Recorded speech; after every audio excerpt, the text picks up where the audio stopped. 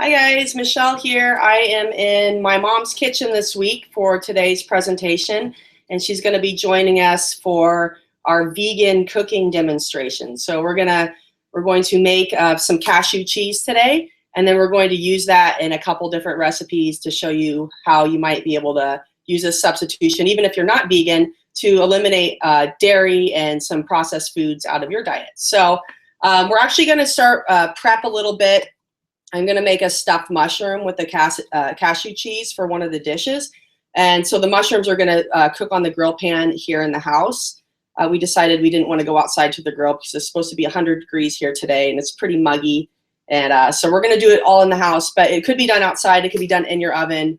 Again, since it's so hot, we don't want to turn on the oven. So we're just trying to make ourselves as comfortable as possible. But just know you can modify this recipe to do it wherever you need to in your house, and we can kind of talk about that as we walk through how you might cook it if you were using a different method, what you might do a little differently. So we're going to start by prepping the mushrooms. Yay, come in. You guys can meet my mom first. It's my mom. This is Deanne. We're in her kitchen today, and my mom's actually a master foods person. Right. Tell them what that means. All across the country, every state university has an extension arm where they work with all of the counties, and with those counties there are extension agents mostly helping with crops, but there are a lot of programs called Master Gardener where they train volunteers to go out and do education. As well, they have Master Food volunteers. I am a Master Gardener and Master Food. And so I do cooking demonstrations or I work in community gardens, but the point is I'm interested in food because I have my own veggie garden, and I like to kind of tinker around with recipes and making quick and nutritional recipes, focusing a lot on using a lot of vegetables and some fruits because most people don't get enough vegetables and fruits in their daily diet. Have you ever been a vegetarian or vegan? No, not really. I mean, I eat a lot of vegetables and fruit. And there are days when we just have vegetables and fruits, but usually over the course of a week, we have our fair share of meat. Well, today we're not having meat, but we're gonna use some vegetables, and we'll actually use some tomatoes from my mom's garden today. We have actually all our supplies sitting out here, but the tomatoes, there's a little stash there, and then she keeps them up in the window. So some of them are ripening there in the window. Why do you ripen them in the window? Well, we have an abundance of insects and critters that like the produce. So it's kind of a well-known fact if you are talking to extension people, horticultural agents, that once the tomato shows any sign at all of ripening, like if it gets color or at the end, at the blossom end, if it has kind of like a white star appearance, that means that the chemistry in the fruit has already started so that it's going to ripen no matter what. It won't get bigger, it will start ripening. So if I can catch them right when they're starting to turn, then I bring them in the house and they ripen within a couple of days and they get very red and very tender. And Michelle's even had, while she's here, a few of our slices of tomatoes, and I call them tomato slabs because they're very meaty and they're very enjoyable to eat because there's nothing like going out into your own yard, picking tomatoes, and just sitting there and enjoying the produce like that with whatever meal you're having, whether it's breakfast, lunch, or dinner. Yeah, we were just eating them like steaks. I mean, they were quite large. Let me see. Oh, there's a large one. Some big ones here. And so we just slice them like nice big thick slices of this, and just sprinkle it with salt. My mom made this really fun herb salt that we're going to use today in the cashew cheese. So I was just sprinkling that right on top. You can use plain salt. It's just really great. We were putting slices of cheese on, but you could put some of this cashew cheese on top of it. What else? Oh, we put some of the pesto that we're going to use today, like a chimichurri pesto sauce, and we'll talk about that in a minute too. But yeah, you could top that with anything. You could kind of treat that as the main course. Definitely. By the time you add in a variety of vegetables, you have a plate full. And if the vegetables are substantial, like Homegrown tomatoes are really nice and meaty. But even the dark greens are very substantial, so that when you have a mouthful of them, you know that you're eating something of substance. Yeah. Yeah. So, and that's actually a good point about the variety. And people who are going to choose vegetarian or vegan diets, leaving the meat out is something that you need to be aware of, to making sure that you're getting all the amino acids that you need, the essential amino acids that we need to ingest and eat to be healthy. And so I know Calvin's lesson last week went into great detail about that, and it's extremely important. And he also mentioned vitamin B12 as something that vegetarians or vegans specifically normally lack from not eating the meat. That's one of the things you really focus on, getting vegetables in with vitamin B12. Can you name some of those? Oh dear, you put me on the spot. No, but what I focus in on for us here at home in Kansas City is try to get the full range of colors in your veggies and fruit, because if you do more than just eat a Caesar salad, so if you get a full range of colors, you're bound to hit on basically all of the B vitamins, I think. Yes. Okay. I would agree.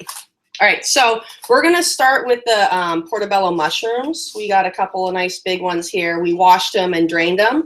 And then I'm gonna show you guys how to remove the stems and these gills here, so that we can, we're gonna grill them up in the grill pan, and then we're gonna stuff them here in a minute. So when we're picking them out, we're trying to pick mushrooms that kind of have like a nice lip on it, and we're gonna try to keep that as much as possible. This one's kind of started to crack a little bit, but we're going to try to keep that as much as possible so that we can, it holds the stuffing in. So I have my cutting board here, and to remove the gills and the stem, I'm actually just going to use a regular spoon here.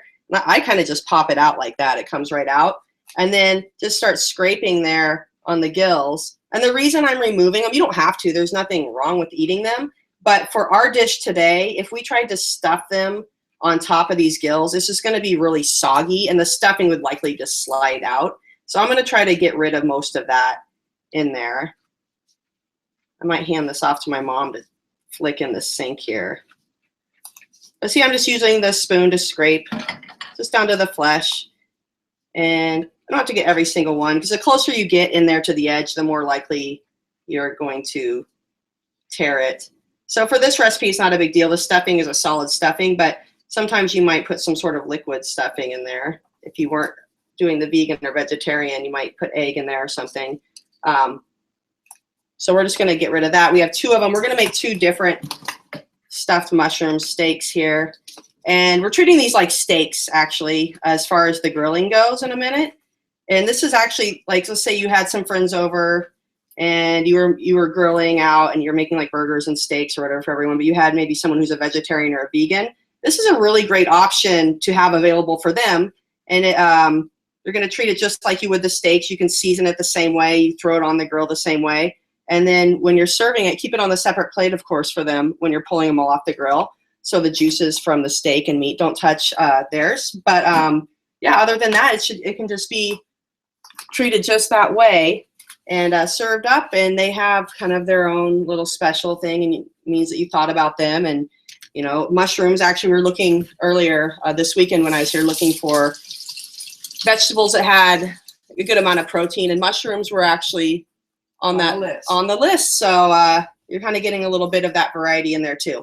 So, okay, so we're going to go ahead and start these on the grill pan. And I'm not super familiar with your stove, so I would normally like go pretty high heat on it. Not so it burns or sticks, but I kind of like to get some color on it. And we're just going to put a little bit of olive oil on it. So we're just going to go straight in the pan with it. And otherwise, I'm just going to put this straight down in the pan. Oh, yeah. Move it around. So this is a grill pan. I'm going to tilt that up there. And it has, I love it. My mom says she loves it. Why do you love it? It makes nice grill marks. So part of there's like stripes in there that are raised. So be kind of like a George Foreman grill without the top part on it. And we're just going to put them down in there, and we're just going to let those go while we make the cashew cheese. it could take like 10 minutes or so to cook them. It will. And then we'll season them as we go and stuff. But for now, we're just going to put them in the pan and not worry too much about it for a second. Right. Cool. Okay. All right. Let's go back to making our cashew cheese. So we decided on the cashew cheese because everyone loves cheese. And it's just like a really easy thing to make, and you could use this as part of your meal prep day. You could make a batch of this and use it throughout the week, so it's going to last a week or so in the fridge. And it can be used for a variety of things, so we can use it in our main courses like we are today with the stuffed mushrooms. You can use it as a snack. I'm going to pack a little bit up for myself because I'm getting back on the airplane to go home to San Diego today, and I'm going to take a little container of the cashew cheese that we make with some carrot and celery sticks, so I have a healthy snack on the plane. And the other reason I like it is because it's very minimally processed. We're doing all the processing in our food processor, but other than that, we're using whole, fresh, raw ingredients. And I know Sprouts grocery stores are all over the country now, right? So I think so. Yeah, so it used to be Henry's in San Diego, then it changed to Sprouts. Sprouts must have bought them. Do you know, are they part of another chain? I don't know. Oh, I learned a fun fact. Tell them the Aldi thing. Oh, Aldi owns Trader Joe's, but so actually there are Trader Joe's kinds of products at Aldi. Michelle had not gone to an Aldi in probably years, decades, maybe 30 years. Well, anyway, yeah. And so it's real close to the Sprouts store where we shop, and so we just go from one to the other because they have a lot of imported food, which is less processed than our canned things, and they have a lot of nice veggies and fruits. Yeah, so we actually got the mushrooms at Of course, Aldi. we're not eating normal cheese here, but they just have a lot of things that are nice. Yeah, I was pleasantly surprised. The last time I was in an Aldi, I was maybe 10 years old, and it was basically the TJ Maxx of grocery stores, where they would just send kind of all maybe stuff that was starting to go bad, and it was on the verge of food pantry. Right. Yeah. So well, in Europe, Aldi is, I think, like one of the top 2 food chains. So it's really a big deal over there. And I think it's just coming into its own over here. So the thing about I know it's great to buy American and everything, but when we're looking at food products, it's probably not so great. And my mom touched on it, and we've touched on it a lot, which is all the processing and the chemicals and additives that are put into it. They don't do that in Europe. They're not allowed to do that. They don't treat their food the way we do. They don't add all these other things to it. So they're typically less processed and probably safer products for the most part. So, all right, so we're gonna start with our cashew cheese, and I'll show you guys the cashews. We're gonna start with 2 cups of this, and I'll send you the recipes as usual. Don't worry about writing everything down right now. We've been soaking these for 2 hours, and my mom's just gonna drain them for us over here. You don't need to see that. I'm just gonna drain them out of the water. Just kind of interesting to note, I've never soaked cashews before, and the recipe that I saw online didn't mention this, but when we dump them in the water, they actually, most of them didn't float, and then correct. They kind of started to float. So maybe they're soaking up the water, and they're kind of, the point of soaking, it says you don't have to soak them, but it's gonna bring it to that consistency we're looking for. I'm kind of going for more of like a ricotta type consistency today, but we could blend it up even finer than that and make it more like a nut butter almost spread. But we're going to use it maybe kind of like a ricotta cheese today. So I'm going to shoot for that. So we just drained it. We don't have to dry them or anything. So we're actually going to add more liquid to this in a minute. And otherwise, you're just going to use your food processor. I had to get a lesson on this one before because, remember when Isabel was with me last time and I was laughing because she couldn't get the lid on. Well, that was basically what's happening over here because it's not my food processor. And they really do have like a little puzzle system you have to line up, and it's a safety mechanism. So there's really no chance of chopping your finger off in there or anything. So all we did was we put the cashews in the food processor, and then we're going to add the rest of the ingredients, which was the nutritional yeast. I have only used this a few times. Me too. Okay. It adds it's really the flavor that it kind of like helps out with. I don't know how to explain I it. saw it on a TV show, And the person commenting on it said that it reminds them a lot of using, if you were to eat pizza and you put on that sprinkled Parmesan, that's what it's kind of like. Oh yeah, so this is kind of what it's gonna help us give it the cheesy flavor. It Cheese. kind of almost has almost like a, not nutty, but kind of. A little bit. Yeah, so, sorry, we keep hearing this sizzle over here, so we're gonna keep an eye on that too. It's nice. My mom knows what she's doing here in the kitchen, so I don't have to be running around all crazy. All right, so we're gonna, to our cashews, we're gonna add our nutritional yeast. Woo! Well, that's just in the water. Yeah, so, since I didn't quite get all, mushrooms are pretty, they're just foam in water, basically. So the water's starting to cook out and splatter in the pan.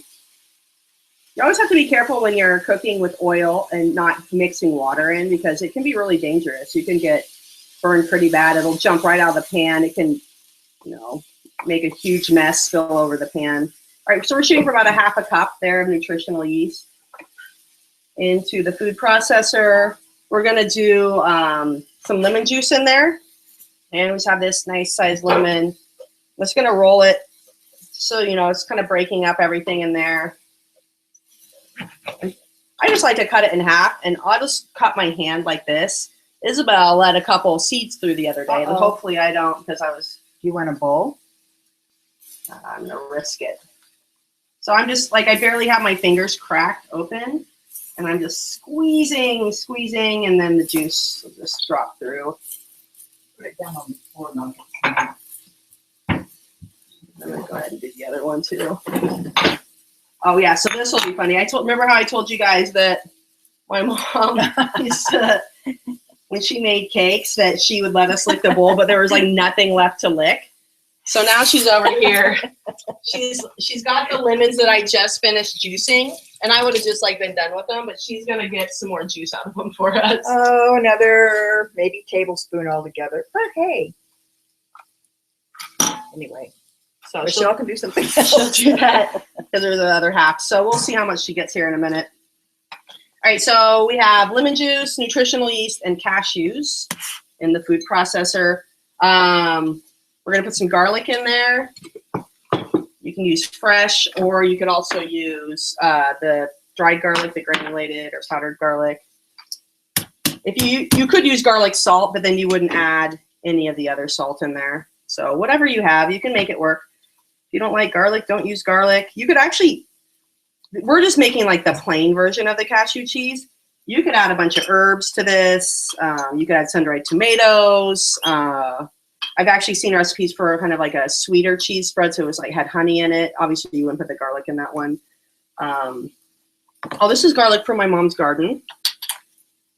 What kind of garlic is this? Just regular. It's not elephant garlic. No, it's nothing exotic. It's just regular garlic. Okay, so my mom squeezed this much more juice out of there, which I don't know, how much is that? At least a tablespoon. At least a tablespoon. So we'll put that in there. There's a little pulp in there too, which is totally fine. We're gonna do, usually the recipe is calling for 2 to 4 cloves of garlic. I kind of like garlic. These are giant cloves, so we're going for 2. And they're fresh, so they're very strong. And they're fresh, so they're very strong. When did you pick them? Oh, probably about a month ago, and then they've been doing their little aging process. What do you mean? Well, you're supposed to let them kind of dry out until the skin around it, I know skin isn't the right word, turns kind of like the paper stuff? Yeah, it turns a little kind of translucent, yeah. And it sounds like paper rattling. Yeah. Well, what's it like before that? It looks more like a fresh onion covering. Oh, okay. So I guess I've never seen that. Well, and the thing is, I think those need more drying out because they're very juicy when you smash into them. You notice. And they're extremely strong, and they're actually stronger than I personally enjoy. So now I'm looking forward to them drying out. So when you harvest garlic, you're just taking the whole plant? That is correct. And I had it hanging, the long stem and all, just so that it would dry out. Yeah. Okay. All right, so the garlic went in, and we need to add some sort of salt. So we're going to use this my mom used all the salt that I was gonna use for this, making this salt. That's right. So you could use sea salt. You could use, if all you have is the iodized salt, you could use this. Like I said, you could use garlic salt. We're gonna use this Italian blend that she put oregano, basil, sage, rosemary, and thyme in. Were any of these from your garden? They all are. They're all from her garden. Right. So they're from my garden. And for those 5 herbs she named off, they're all equal portions. And then the salt is kosher salt. Kosher salt, yeah. So And it's ground up so much, it's almost like a powder. So actually you accidentally end up getting more than you really intended, but at least it's loaded with herbs. yeah, so that's going to be kind of flavoring our cheese. So we're going to do a little bit of an herb version just because of that. But if you don't like those herbs, put in other herbs. You can make it spicy. What other things could you put in there? Tell them some other ideas, like some water here. Well, first I would try the recipe just plain.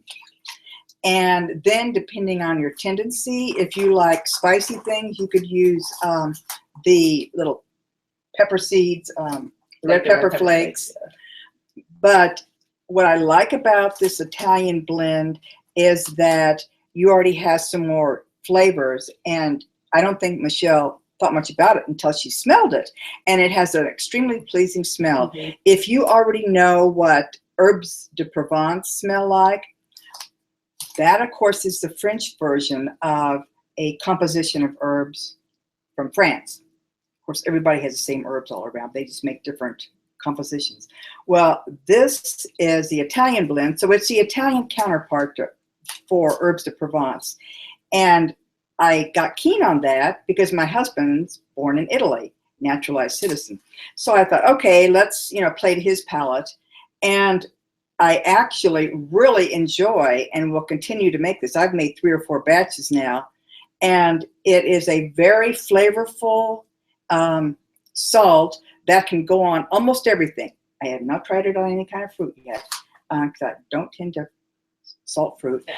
But Or not everything the else. Italian seasoning salt, like on watermelon or something. Right. So, it's not like it goes on everything, but it goes on most everything. Certainly goes on meat, veggies. I wonder if you could, what about like cantaloupe and melon? Because you wrap that in prosciutto, and that's like a savory. I'm willing to try it. Try it. Try it. We'll report back. All right, cool. So I just grabbed some water from the sink. We're going to just put it in a little at a time because I want to get to the consistency that I want. And you can always add more. You can never take it back out again. We could, if we had to, we could throw a few cashews in there if we really got it too far. But so it should be somewhere between 1/4 and 1/2 cup. I've got a 1/2 cup here. I'll just put about half of it in to start. And then we're just going to pulse the, am I hitting on? Or, Yes. Right, okay, so. Evidently, if you actually, on this one, we might blow out the electricity here if we actually use the pulse. So I'm just going to kind of do good. like, Okay. yeah, it's going to be about the right And- consistency. And just after the next time, scrape it down to make sure all the. So the reason I'm kind of pulsing it is I'm trying to, like I said, I'm trying to get have a little consistency in there. You could blend it up as much as you want. I'm going to probably give it one more little pulse. There's still some, smells good. It smells like what? You say nutritional yeast.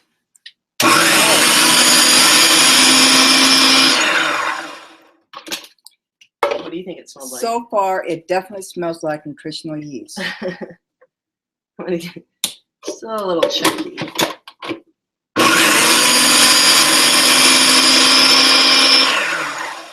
I saw some of it cold down in there that time.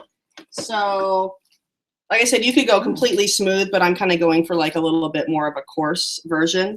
And we're gonna. Did you taste it? Yes, it What's was like? good. Is it good? Mhm. Does it taste like cheese? Well, of course, the main ingredient is the raw cashew. So if you are aware of that, you're going to think, oh, it tastes like cashews. But if you aren't, then you probably will kind of, chew and think and try to figure it out. Mhm. It certainly tastes better than that nutritional yeast smells Yes, I wouldn't want to eat a big spoonful of that. of the nutritional Yeah. yeast. Correct. I think it's more for sprinkling on things to give that extra boost of nutrition from that kind What of kind of product. what kind of nutrition would you get from nutritional Well, yeast? let's look what it says back here. B1, B12. Yay, B12. You guys, I didn't even know that ahead of That's why it's in time. there. 40% of your B12 from 1 tablespoon. That's actually Big. really good, and that's Big. huge to consider. That this is really easy. It comes in like a Parmesan shaker, and you could just sprinkle this on different meals throughout the day and be adding B12. Salad, veggies, meat, everything. All right, so here are Actually, those have definitely cooked down. yeah, these cooked, but that's fine. We're good. There's no crisis, especially since our cheese is nice and coarse like that. We're going to be able to just kind of pile some on here. So I actually use that fork to eat. Okay, I'll get another one. All right, so we're going to do one of these with the cheese, and we're just going to put it on there. And this pan's still really hot, so I'm going to kind of just spread it out, and it will. I don't think you're going to. Yeah, we won't need that. So I only used about a 1/4 cup of that water. So I'm just going to take some of this. Basically just make like a stuffed mushroom. You could make lasagna, veggie lasagna with this, and using zucchini as the noodles, and putting this stuff in the layers with the tomato sauce is really nice. Coach Melissa made me a lasagna that way once. It was quite tasty. So I'm going to kind of just push it down so it stays nice and firm there. I might probably used about a 1/4 cup on that. And then I'm going to add some of my mom's tomatoes to this too. So I'm just going to slice, what are these? These grape tomatoes? No, they might be called plum tomatoes. Plum tomatoes. So I'm just going to kind of slice them so that they're kind of pretty looking. And I'm going to just press it down into the cheese. So it's kind of almost like making a pizza here without the sauce. A mini pizza without the sauce. Personal pizza. You could put sauce on it and make a pizza. We're going to top it with some of the chimichurri, which we'll talk about that here. So I just made a pretty little design right there in the top.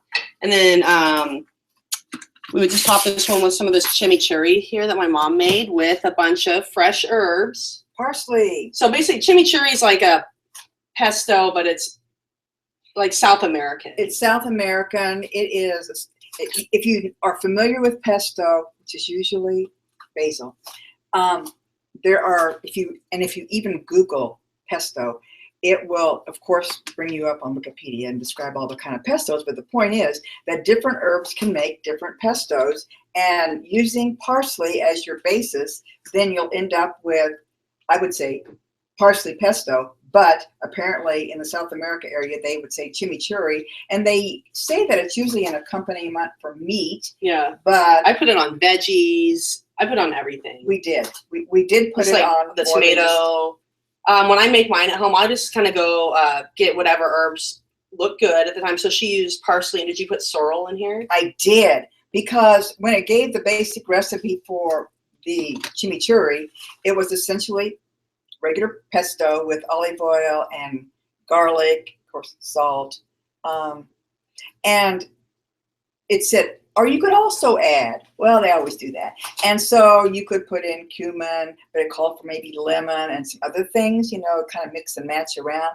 And Michelle and I had just been talking about sorrel and what to do with it.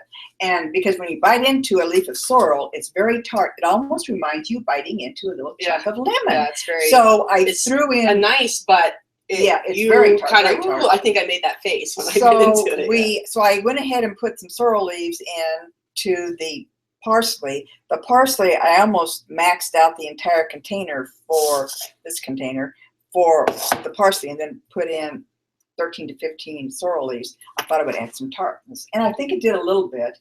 Then I used a big chubby clove of my fresh garlic, and enough of the extra virgin olive oil to make it kind of saucy. But then Michelle said, oh, well, when I make it, it's usually a little thinner. Mm-hmm. Well, okay, so I made mine too thick. I made mine the way I make pesto, the regular basil pesto, because we like it that thick. Yeah. So how I usually make mine is I'll take the food processor. It's usually mint, parsley, and cilantro, which is funny because I used to really hate cilantro. But since moving to San Diego, there's a lot of cilantro around, and it was like an acquired taste. So I do like it now. I don't just load it on, but mixed in with the mint and parsley, it's really nice. I'll usually use some of the green onion stems in there and garlic. And then I just olive oil. And I like to put in, I like apple cider vinegar. So I'll put a splash of that in for the acidity. And then sometimes I'll even throw a little water in if I need to like loosen it up and I don't want to add any more of the acid or olive oil.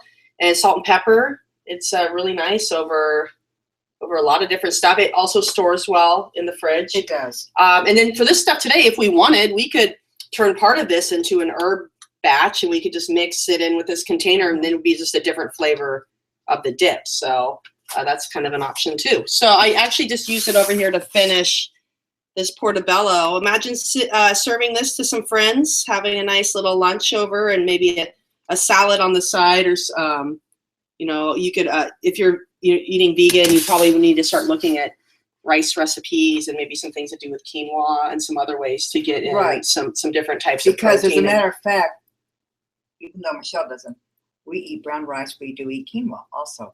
And I made brown rice, well, brown basmati. And I mixed in some of the chimichurri. Oh. And it was very nice. Nice. When did you, last night? It was when you weren't here, just before you got back. Oh, okay. Because I thought, okay, I'm not going to eat the rice in front of Michelle. I do the pretty low carb and sometimes ketosis, just depending on where I am, you know, in where I am toward my goals or what I'm trying to achieve at the time. So yeah, I don't eat rice. I was actually just considering that, you know, ketosis or that style might be something for vegans to consider because it is a higher fat diet and you can be eating avocado, you know, coconut, olive oil, that kind of stuff. And the protein requirements for that are much lower than if you were trying to balance everything like zone style where you're going 40-30-30 ratio, 40% carbs and 30% protein. The ketosis is only going to be about 15 to 20% protein, but you're going to be getting a lot of your calories and energy from fat. So that might be something that you consider tinkering with if you are a vegan too. So it's always kind of it's a puzzle and you have to figure out your own, what works for you. And not everyone's the same. We can't give everyone the same guideline, but we can help you try to like tweak it and figure out your puzzle. And I've been trying to figure mine out for like 10 years now. And I think I'm getting close. I found a system that works really well for me and that works for my lifestyle too. So I'm getting the results that I want, but also it's not a strain on my lifestyle. I don't feel like I'm limiting myself all the time or saying like, oh, I can't have that. It's more like, oh, okay, all these things are available to me and I have a good balance. It's all about the balance, right? Well, and if you start out with fresh things that you just very specific fresh things and not processed. And if you start out with a basic recipe and then you can start tinkering on your own with the other ingredients you put in that fit what suits your body's needs. And then in your mind, you can think, well, you know what? I have stuff that I know what's in it. Because when you go to a grocery store and buy almost everything except what's in the produce aisle, you really need to look at what the ingredients are listed on the back of the package, because it will be very disturbing and you will have to think twice. Do I really want to eat all those chemicals? And especially if you happen to be a person like me and my husband who tend to eat more than just a single serving at a time. Well, also, I'm like, that's a good point. And then when you're eating out, you really don't know then, really right? Because unless you're going back to their pantry and scrutinizing the labels on the stuff that they're using, and I guarantee you, unless you're at like a farm to table restaurant where it's all organic and they're advertising that kind of stuff, they're using canola oil and they're using like highly processed foods because they're much cheaper and they're getting them from the big restaurant supplier. And so that's what you're getting when you're eating out. So yeah, making it for yourself, kind of figuring out your own needs. And then that's why your coaches are here to kind of help you implement that. So if you're still trying to figure out the puzzle, reach out to one of us and we can help give you some ideas, hopefully. So. And generally, I'm pretty sure that what Michelle shows you will be recipes that you can do very quickly. Somebody like me, I try to do it as easily as possible because I don't want to spend all day in the kitchen. I'm in here often enough as it is. I want a very easy recipe that is about as fast as opening up a package of frozen dinner. So, kind of think of it that way, something that's really easy to put together. This looks like it was a long time. That's because we were talking to you. If you were doing this for yourself in your kitchen, it would have gone very quickly. 15 minutes, right? Because max. just for that to cook, and we were doing everything else while that was cooking, and then we basically just slap it together like a sandwich, and then we're ready. So yeah, 10, 15 minutes. This, like I said, you could have had a couple friends over for lunch and had a really nice presentation here. So we're gonna use this other mushroom we're gonna make kind of like a more savory stuffing version of it. Tell us what you did here. So my mom did some prep for us over the last couple days. So this is how you could also prep too. You could make these things all the way up to this point and then just assemble them the night of. So that would be your shop and chop meal prep. If you weren't if you're like me and you don't like to eat leftovers, then you might do some prep work. You might do some of the chopping ahead of time, like we talked about in some of the earlier lessons. And now it's all ready just to assemble in a few minutes when we're ready to eat. So she did a little shop and chop for us, and I'll let her tell what this is. This is mirepoix. So mirepoix is used around the world. It's almost always a trio of vegetables to make food taste more savory. It's frequently used in soups, stews, casseroles, but most often in Europe, the three ingredients are onion, celery, carrot, in about equal proportions. If you are in Louisiana. Yeah, I was going to ask you if you do. All right. So in Louisiana, they call it something else. The Holy Trinity. Okay. And it's different. It is. Yeah. They use onion, celery, and green pepper. Yeah.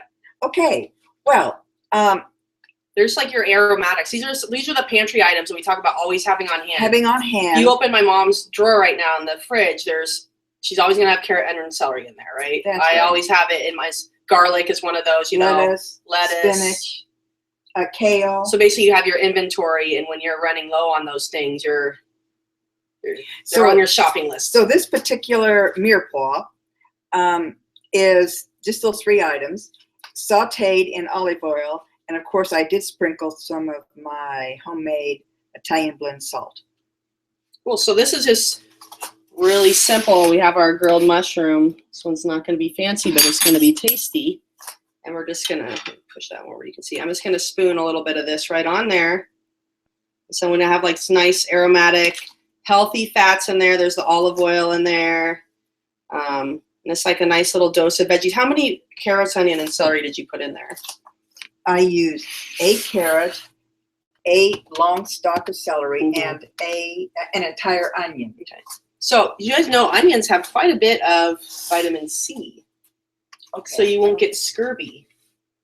I think peppers do too. But I'm not probably, yeah. Any like the bright color, but I was always wondering like, what? I wonder what an onion has in it. So I looked it up one time. It's actually very high in vitamin C.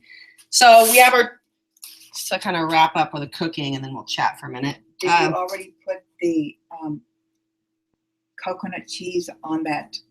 The cashew cheese on this one? Yes. No, I was thinking we could just spoon a little on the top. Oh, I see. Okay, great. So you want to do that actually? So we oops, I just turned the oven on. I just leaned into the oven. You guys hear beeping. You only want a spoonful on top? Like whatever you think. So we're gonna finish this with some of the cashew cheese. You want more than that. We did it, yeah, we did reverse order in this one. You could assemble this however you want. And if it wasn't so hot out, we might finish this in the broiler and get a little bit of a brownness on the top. But everything's cooked and it can be eaten like this. We don't want to heat up the house because, like I said, it's supposed to be 100 degrees outside today. And we don't want any of that in here. So a couple of little chunks of tomato. Oh, yeah. So she's going to decorate it with that tomato. We had a couple slices of the tomato left. So we have our mirepoix with the cashew cheese, tomato on top of our portobello. And then with this other one, we did the cashew cheese, tomato, and then our chimichurri. That's kind of in the middle so that you can identify the ingredients. Yeah. So that's what we made today for some vegan recipes. I'll continue to share recipe ideas for vegetarian and vegan recipes on the Facebook page. And as you can see, this is a tasty snack or lunch or breakfast even for anyone, not just vegans. You can get a lot of nutrition out of this. For me, just because of the way that I eat, I typically there would be one meal a day that's vegetarian meal. And then the other 2 meals would have meat in them. So this is kind of Should we bring one of these over to the cutting board and cut into that so that Yeah. you can, which one do you want to try? I want to try that one. Okay. I want to try the one with the chimichurri. So we're going to cut it up. And You have a know, a little cook needs to eat their own food. You want to cut it? All right, so she's going to cut that up. Any last thoughts on the recipes or anything you were surprised about or excited about? I was very surprised to hear about cashew cheese. So I want to see how Michelle likes it. And then at the store, we had actually bought quite a bit of cashews, the unsalted cashews, unsalted and raw. Yeah. And so depending upon All right, I'm making a mess here. what she says about it, I might be making that for myself. Actually, really tasty. There. It almost is. It could probably be used as like a hummus type thing too. Like if Sure, you didn't want to exactly. eat the beans, Right. I don't do very well with beans. I do like them, but they're not part of my normal diet plan, and And if they you're don't if really you're a sit well in my cashew stomach. butter person already, I can tell you that does not taste at all like cashew Yeah, butter. you know what? I was actually going to mention that you can use any nut for this. Probably like almonds would work really well with this. Raw, just like the cashews. I do not like cashews. I think they taste like Band-Aids. Oh dear. I do not like the taste. Okay. But and- I think this is very tasty. This doesn't taste like cashew at all to me. Yeah, so I would definitely eat so that you're again. okay with it? Yeah, I'm going to figure out ways to use that. Okay. Really easy meal prep thing to have on hand. Next time I make it, I might blend it up a little bit more, like more of a spread. Right. Or we could set half of this batch aside and then blend up the other half Exactly. like a spread and add some different flavorings to the half, because we made quite a large batch. We made the entire batch. made the entire It is batch, so a lot. I'll probably take some with me and I'll leave some with them, and we can all flavor it the way we want. I think that's it. Good. We did pretty good. All right, so stay tuned. The Q&A is coming up. I will be there to answer some questions. And then as usual, post in the Facebook group, share any recipes or ideas that you have, and we'll send out the email with the link to this that has all the recipes and everything that we talked about today and some little tips. Maybe you'll get a link to your local Aldi store. Want to say bye? Okay, well, yes, bye. It was so nice to talk with you for a little while.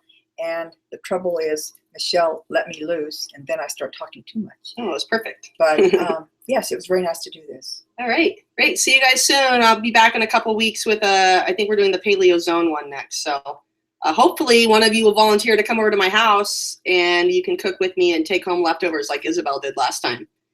All right, bye-bye.